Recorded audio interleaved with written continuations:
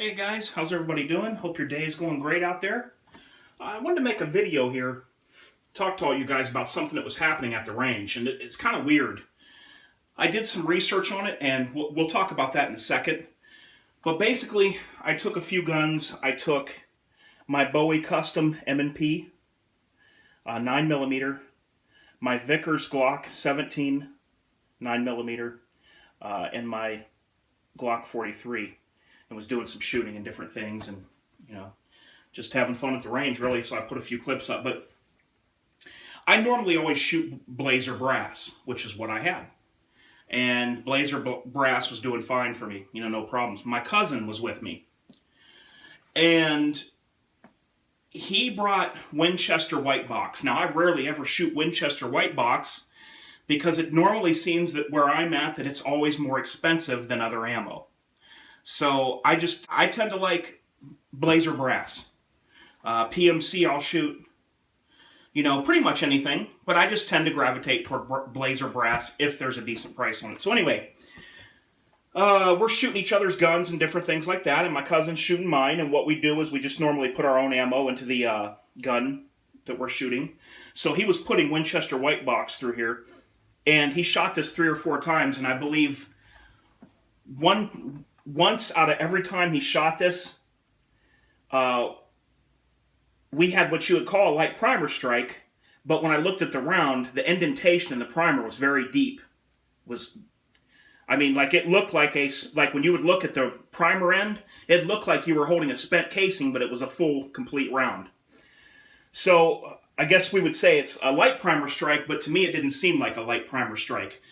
I believe this to be hard primers in Winchester White Box. Now, he had some Glocks there, and he also shot this Glock, and of course there was no problems through the Glocks with the Winchester White Box. But you got to keep in mind, I'm at probably at least 1,000 rounds with this gun.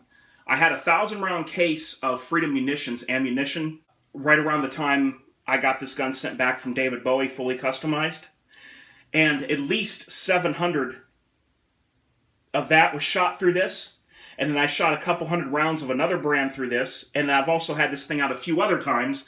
So I've got at least, we'll say on the minimum side, I've got 1,000 rounds through this, and there's no problems that I can ever think to speak of. I might have had a stovepipe once, but things like that are pretty common when you're using just cheap range ammo and stuff. So I've got at least 1,000. We'll say to err on the side of caution, or to err on the low side, we'll say it's at least 1,000 through this. So I don't think it's the gun. I think it's the Winchester White Box having hard primers. Now, all my Blazer brass ran through this fine.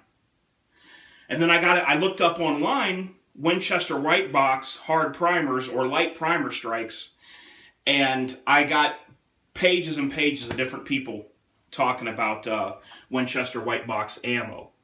So I'm going to chalk that up to being the ammo, since I've got at least 1,000 through this and all my Blazer ran fine.